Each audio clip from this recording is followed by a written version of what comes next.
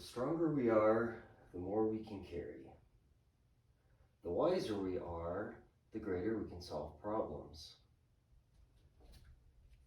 Just as we can exercise and become more physically fit, and just as we can learn more and become more mentally acute, so too can we become greater in matters of equity and justice. Our theme today is self-mastery.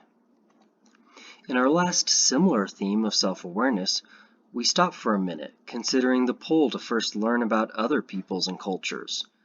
We concluded that, though it is something we can and should do, we start with ourselves, to meet others as genuine and transparent as we can. There are many tools that we can gain greater self-awareness, from implicit bias tests to tests on our privilege, to the intercultural development inventory, and more. We can go a step beyond self-awareness to taking tangible steps to develop into the professional we wish to be. Or maybe what we really want to do is to learn how to more effectively fight against the people we disagree with. I mean, aren't we trying to win out over people who hold deep prejudices, outdated thinking, who are acting as barriers to more equitable communities and organizations? Perhaps.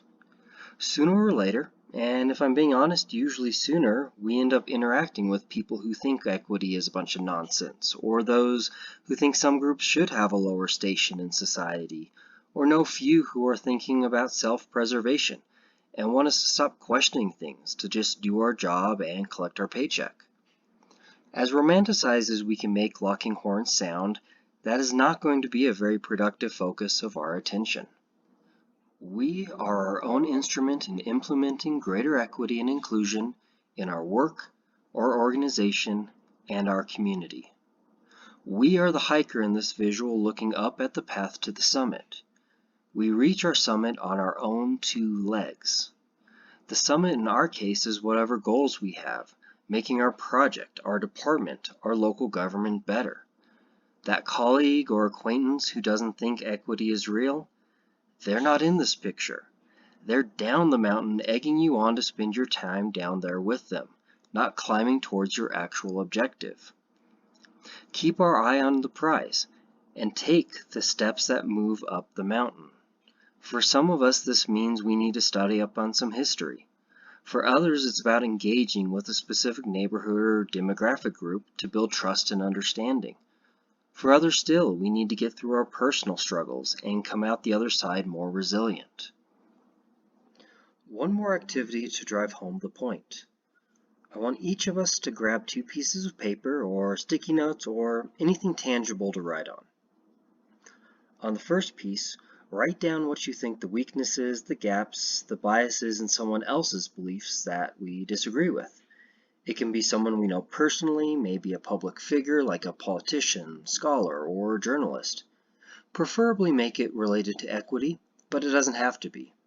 Take half a minute, take a full minute, whatever you need. Next, on the other piece of paper you have, do the same, but for ourselves. What are the weaknesses, gaps, other problems in our beliefs? What are the holes in our arguments? Take your time. Pause the video if you need to and play it once you're done with both. Ready? All good to go? Grab the first piece of paper, the one with the issues with the other person, and crumple it. Tear it up. Toss it. If our goal is to be better, then it's the second paper, the one about the gaps in our arguments that matter. That is where we improve.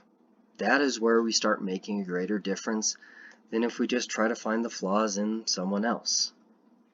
Because in the end, it's not about being right. If it was, then we wouldn't need to have this series. We'd just start doing the work. This isn't a facilitated argument like in a debate club where 2 people bring up their points and counterpoints and some supposed neutral party allots points to us. The game of one-upping someone, of defeating them, is make-believe. Few, if any, social movements have ever succeeded by one person winning an argument against another person. Social movements are won because enough people put their resources, their will, their intent behind it. Success happens because we fight in ways that prove effective. We act towards what we can change, and there is nothing we can change more than ourselves. It is a humble road. To accept that the one we really need to improve isn't our old high school or college friend with different social opinions, or that relative with extremist views, but is ourselves. We work through our own biases, insecurities, lack of knowledge, fears, and more, and maybe, just maybe, we'll set a good example for others to follow. For me personally, there is one idea, one understanding that shakes me to my core when it comes to equity work, and that is that we can make a difference. I can make a difference.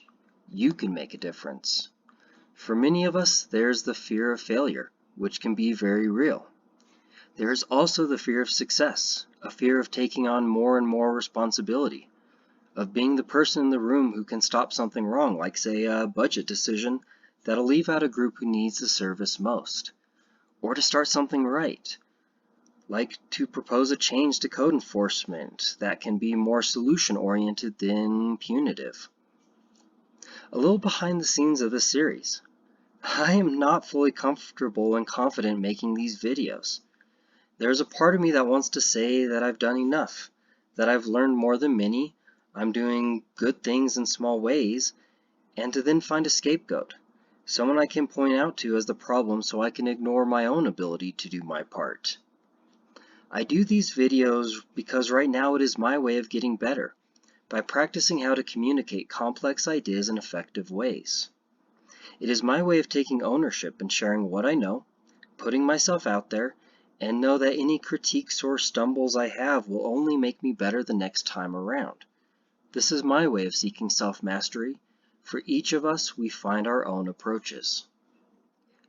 Our optional exercise is to improve. Find something we want to get better at, preferably related to equity, but not necessarily. Make a plan to improve. It's not to become an expert or perfect or the best, just see noticeable improvement. It is getting into the habit of seeing a flaw or gap, owning up to it, and proactively working on it and not accepting it as it is.